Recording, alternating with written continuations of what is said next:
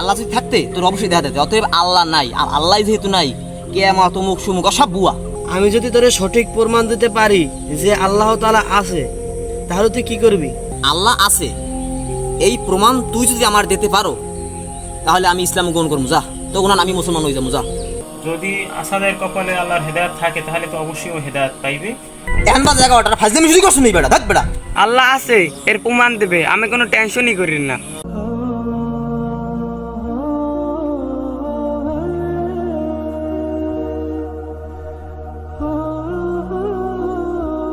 সুবহানাল্লাহ, সুবহানাল্লাহ, সুবহানাল্লাহ, সুবহানাল্লাহ, সুবহানাল্লাহ।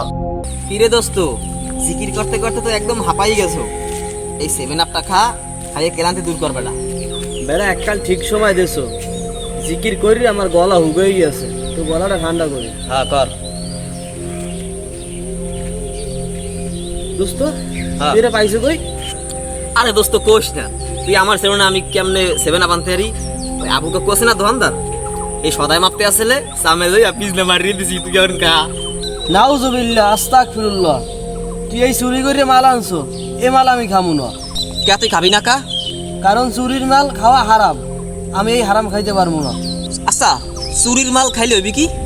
দেখ ভাই, চুরি করা মাল হলো হারাম, আর এই হারাম যদি আমি খাই, কিয়ামতের ময়দানে আল্লাহর কাছে আমার এটার হিসাব দিতে হইবে। আরে দূর বেটা, তো এই প্রত্যেকটা মুসলমানের দ্বারে একটু হইলেই কবরের আযাব, কিয়ামত, উমুক হ্যান ত্যান পাইছো কি তোরাই? সব তোরা বানাইছো। আর তুই জানি কি কইলি, এই কিয়ামতে হিসাব নেবে কেডা কেডা? কেন আল্লাহ তাআলা নেবে? ধর বেটা, আল্লাহ আছে, আল্লাহই তো নাই। তুই আল্লাহর দেখছো? সত্যি কথা কয়, তুই আল্লাহ দেখছো? তুই আইস পর্যন্ত না, তুই আল্লাহর দেখো নাই। আল্লাহ যদি থাকতে তোর অবশ্যই দেখা যেত। অতএব আল্লাহ নাই, আর আল্লাহ যেহেতু নাই, কিয়ামত অমুক সুমুক সব বুয়া, সব মিথ্যা কথা। আমার না একটু এনজয় কর, যে কদিন বাঁচতে আসে বরফারটা খাওয়া দাওয়া করে দিয়া এনজয় করে মনে করো একটু তরতা যাবা। শোন আসাদ, আমি যদি তোরে সঠিক প্রমাণ দিতে পারি যে আল্লাহ তাআলা আছে, তাহলে তুই কি করবি? ধর বেড়া, তোর এই পাগলা কথা শোনার সময় আছে আমার? আল্লাহ যেহেতু নাই, সে আছে, তুই এই প্রমাণ দিবি কেমনে? আচ্ছা মানলাম, যা তুই যখন আমার বন্ধু মানুষ, আমি মানলাম আল্লাহ আছে এই প্রমাণ তুই যদি আমার দিতে পারো, তাহলে আমি ইসলাম গ্রহণ করবো। যা তখন আমি মুসলমান হয়ে যাবো। যা। তুই কি আমার কথা রাজি? হ্যাঁ, আমি তোর কথায় রাজি। আমিও চাইছিলাম যে তোর মুখ থেকে এই কথাটাই বের হোক, আল্লাহ আছে, এইটা আমি সঠিক প্রমাণ তোর আমি দিব। আল্লাহ যে আছে এই প্রমাণ তুই আমারে কোন সময় দিবি? কালকে সকাল 10টায় হুম। আমাদের বাসার পাশে যে বিল্ডিং আছে, হ্যাঁ ওই বিল্ডিং এর ছাদে আসবি, তোরে আমি সঠিক প্রমাণ দেব। আচ্ছা ঠিক আছে, তাই কাল সকাল 10টার সময় দেওয়া হবে, ঠিক আছে? অবশ্যই আসবি কিন্তু। আচ্ছা গেলাম তাই। আচ্ছা যা।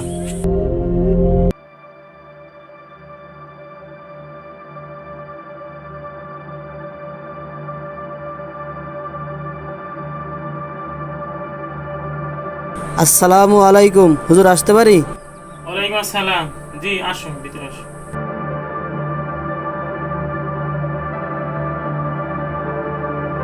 হুজুর, আসছি তো একটা সমস্যায় পড়িয়া। কি সমস্যা? তুমি মন খুলে বল, নির্দ্বিধায় বলে, কোনো সমস্যা নেই। তাইলে শোনেন, আমার বন্ধু নাস্তিক আসাদ আছে না, আল্লাহ যদি থাকতে তোর অবশ্যই দেখা যেত। অতএব আল্লাহ নাই, আর আল্লাহ যেহেতু নাই, কিয়ামত অমুক সুমুক সব বুয়া, সব মিথ্যা কথা।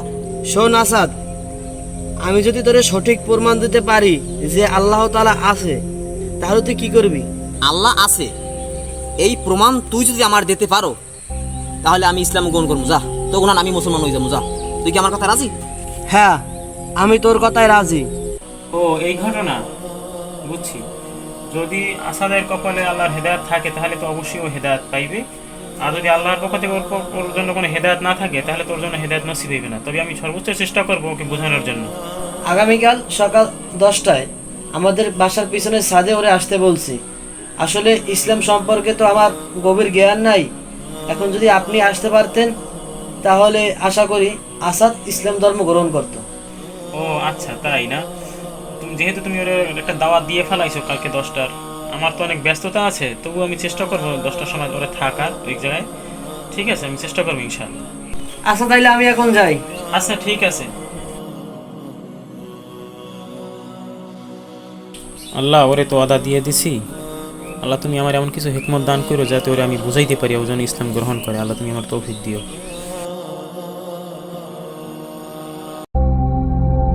আচ্ছা ল ভাই, আজকে নদীর পাড়ে গোসল করতে যাই। আচ্ছা আজকে তো আর হয় না, পরে একদিন যাবো অনেক। লও লও লও। শফিক ভাই কি খবর? কি মনটা খারাপ খারাপ যায় ভাই আপনার, হয়েছে কি? আরে কইস না ভাই, আসি একটা বিশাল বড় চ্যালেঞ্জের মুখে। আমি জানি না এই চ্যালেঞ্জে জিতবো না হারবো, একমাত্র আল্লাহ তাআলাই জানে আমি জিতবো না হারবো। ভাই চ্যালেঞ্জটা কি আমাকে ধর একটু কওয়া যায়? আরে বেটা, আমার যে বন্ধু নাস্তিক আসাদ আছে না, ও তো আল্লাহরে মানিই না। এবার কবর হাসর মিজান কিচ্ছু মানে না। এখন ওর লাগে আমার চুক্তি হয়েছে, ওর যদি আমি সঠিক প্রমাণ দিতে পারি তাহলে ও ইসলাম গ্রহণ করবে। এখন আমি অনেক চিন্তিত। তারপরও আমাদের এলাকার যে খতিব সাহেব আছে তারে আমি বলছি, সব কিছু খুলে বলছি। সে বলছে কালকে সকাল 10টার সময় এটার প্রমাণ দেবে। এই ব্যাপার ভাই, আমাকে এলাকার যে খতিব সাহেব একজন বড় আলেম, আর ওই যে নাস্তিক আসাদ ভাই, আরে আল্লাহ আল্লাহ আছে এর প্রমাণ দেবে, আমি কোনো টেনশনই করি না। আচ্ছা ভাই, আমরাও আমুয়ানে এই ঘটনা দেখতে। হ্যাঁ হ্যাঁ, সবাই এমন আমরা দেখতে ঘটনাটা।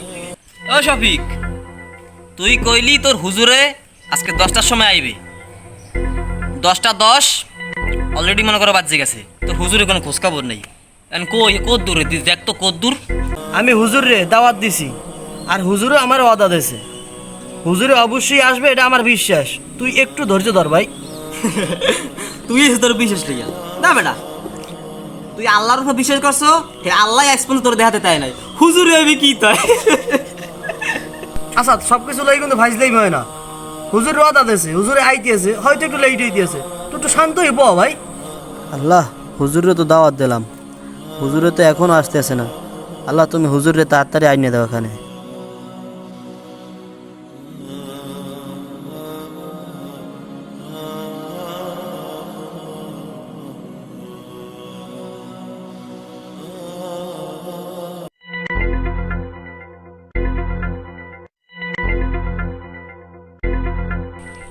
দেখ বেটা, হুজুরে আমার কথা 10টায়, এখন বাজে 11টা, ফাজলামি শুরু করছো নি বেটা। দেখ বেটা, ভাই তুই আর একটু ধৈর্য ধর, হুজুরে আইয়ে পড়বে, এখনই আই পড়বে, তুই একটু ধৈর্য ধর। আসসালামু আলাইকুম ওয়া রাহমাতুল্লাহ। ওয়ালাইকুম সালাম ওয়া রাহমাতুল্লাহ। হুজুর বসেন, এই জায়গায় বসেন। এ শফিক, তোর হুজুরের যুক্তি অনুপরে আগে তো হুজুরে তুই জিগা এত লেট করে এসে গা, এখন বাজে 11টা, 1টা ঘন্টা কিসের জন্য লেট করছে জিগা। আমি তো বাসা থেকে ঠিক সময় মতোই নামছিলাম, কিন্তু পথে আমার একটা সমস্যা হয়েছে, এই কারণে আমার একটু লেট হয়েছে। ঠিক আছে, এই সমস্যাটার পিছনে মানে আমার লেট হওয়ার পিছনে বিশাল একটা কারণ আছে। কারণটা তোমাকে না শুনলে তোমরা বুঝতে পারবে না যে এত লেট কেন হইলো। আচ্ছা, আপনার কারণটা শুনান তো, কেন লেট করছেন? শফিক যখন আমার দাওয়াত দিয়েছে তখন তো আমি মহল্লায় ছিলাম, কিন্তু পরে আমার নিজের ব্যক্তিগত প্রোগ্রাম ছিল, সেই প্রোগ্রামে আমি একটু দূরে গেছিলাম। কিন্তু আসার পথে যখন আমি নদী পথে খাওয়ার না থাকার কারণে আটকে যাই, তখন আমি দেখতে পাইলাম যে হঠাৎ একটা গাছের একটা বীজ নদীর পাশে এসে পড়লো। পড়ার পরে কিছুক্ষণ পর সেটা একটা গাছ হয়ে গেল। গাছ হওয়ার পরে সেটা অনেক বড় হইলো, ফল হইলো, অনেক মোটা একটা গাছ হয়ে গেল। এরপর তারপরে গাছটা অটোমেটিক কাইটটা 3টে ফালা হয়ে গেল, 3টে তক্তার মতো হয়ে গেল। এরপরে তক্তা হওয়ার পরে গাছটা অটোমেটিক তক্তাগুলো একটা নৌকার মতো হয়ে গেল। এরপরে নৌকা হয়ে সেটা অটোমেটিকলি নদীর ভিতরে নৌকাটা চলে গেল। এরপর আমি ওই নদীতে ওই নৌকার উপরে উঠলাম এবং তারপর অটোমেটিকলি আমার নৌকাটায় নদীর এবার পার করে দিল। তারপর আমি সেই নৌকার মাধ্যমে নদী পার হইয়া তারপর এখানে আসলাম। এই জন্য আমার এই 1টা ঘন্টা মাঝখানে একটু লেট হয়ে গেছে, এই জন্য আমি আন্তরিকভাবে দুঃখিত। এ শফিক, তোর হুজুরে কি কয়? তোর হুজুরে মানে পাগল টাগল হয়ে গেছে। আর নাহলে ইলিক বিলিক কি কয়, একালে 1 ঘন্টার মধ্যে হুদি একালে একটা গাছের চারা পড়ছে, হেই আবার মনে করো তক্তা হয়ে গেছে, কোনো করার ছাড়া কাটছে, কোনো লোহা ছাড়া হেইটা নৌকা বানাইছে। ইলিক কি যে কমু বানা মোরা আস্তে আস্তে শেষ হয়ে যায়। তোর হুজুরে এই সরা বাড়া ফালতু মলতু কথা লইছে। আমি তোরে বললাম ভালো, তুই তো গেছো, তুই যে আনছো হ্যাঁ মনে কর মাথা ঢিল হয়ে গেছে স্ক্রু। আরে হেমায়তপুর পাগলা হসপিটালে পাঠাই দে যা। আচ্ছা, তোমার কি মনে হয় এগুলো আমনে আমনে সম্ভব না? এই যে গাছ হওয়া, নৌকা হওয়া, এগুলো আমনে আমনে পার হওয়া মাঝি ছাড়া, এগুলো কি সম্ভব না? তোমার কি মনে হয়? কি বলেন, একলা একালে মনে করেন গাছ ফাইটে নৌকো হইবে, সেই নৌকে আম্মে চলে যাবেন, এই রে আমি কিছুতেই বিশ্বাস করতে পারলাম না।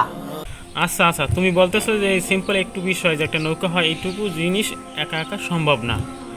সেক্ষেত্রে তোমার কথাই মানলাম যে আসলে এগুলো একা একা সম্ভব না, কিন্তু তুমি আমার একটা কথার উত্তর দাও, এই একটা কথার শুধু উত্তর দাও যে এই যে চন্দ্রের নিয়মিত ওঠা বসা এবং এই যে চন্দ্রের সৃষ্টি এবং রাত্রে তার আলো দেওয়া, আবার দিনে তার অস্তমিত হয়ে যাওয়া, দিনে তার আলো বিলীন হয়ে যাওয়া, আবার দিনের বেলা সূর্যের প্রখর রৌদ্রে আলো দেওয়া, আবার কখনো অমাবস্যা, কখনো পূর্ণিমা, আবার নদীর জোয়ার, কখনো ভাটা, আবার প্রচণ্ড বাতাস, আবার প্রচণ্ড গরম, আবার প্রচণ্ড শীত, আবার এই যে চন্দ্র সূর্য, এই যে গ্রহ নক্ষত্র, এই যে মিল্কিওয়ে গ্যালাক্সি, এই যে আমাদের মঙ্গল গ্রহ, এই যে নক্ষত্র তারা আমরা যেগুলো রাত্রে দেখতে পাই আবার দিনে দেখতে পাই না, এইভাবে অসংখ্য যে জিনিসগুলো আমাদের প্রাকৃতিকভাবে আমাদের সামনে যে প্রতিনিয়ত ঘটে চলছে, এবং মাসের পর মাস সূর্য নিয়মিত উঠছে, নিয়মিত আবার তলিয়ে যাচ্ছে, আমাদের নিয়মিত 12 ঘন্টা রাত হচ্ছে, আবার নিয়মিত 12 ঘন্টা দিন হচ্ছে, এই যে পর্যায়ক্রমে যে জিনিসগুলো আমাদের সামনে ঘটতেছে প্রতিনিয়ত, এই জিনিসগুলো কি আসলে কি একা একা সম্ভব? এর পিছনে যদি কোনো শক্তি যদি এর পিছনে না থাকে, তাহলে এটা কি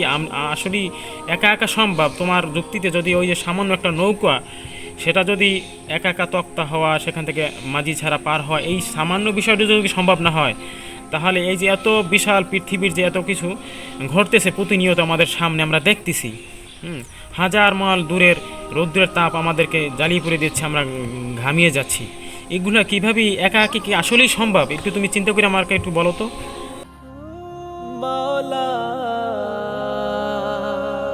হুজুরে তো সত্যি কথাই বলছে। আমার যুক্তিতে যদি একটা নৌকা একা একা না চলতে পারে, তাহলে এই পুরা সৃষ্টি জগৎ কিভাবে চলে?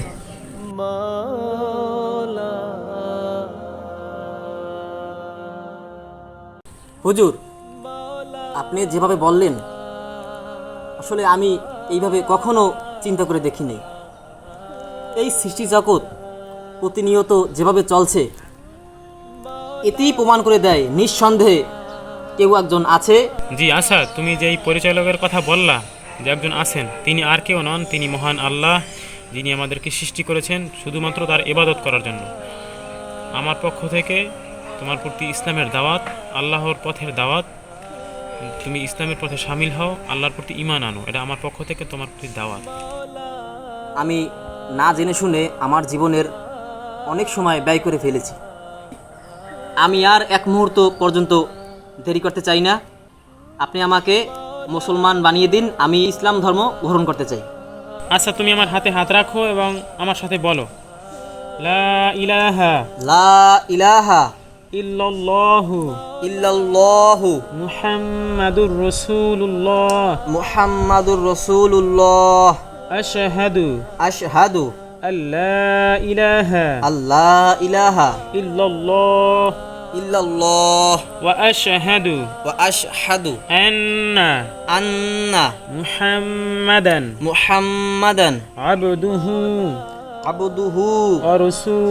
ওয়া রাসূলুহু। আচ্ছা, এখন থেকে তুমি ইসলামের ভিতরে, ইসলামের ছায়াতলে আসছো, ইসলামের কালিমা গ্রহণ করে আল্লাহ তোমাকে মুসলমান হিসেবে কবুল করুক এবং প্র্যাকটিসিং একজন মুসলমান হিসেবে কবুল করুক। ইসলামের যতগুলো বিধান আছে, ফরজ বিধান, সবগুলো তোমাকে আল্লাহ তাআলা পালন করার তৌফিক দান করুক। এই জন্য তুমি বেশি বেশি কোরআন তেলাওয়াত এবং অন্যান্য যে আনুষঙ্গিক যে বিষয়গুলো আছে সেগুলো জানবা, আস্তে আস্তে ইসলামের সৌন্দর্য বুঝতে পারবা।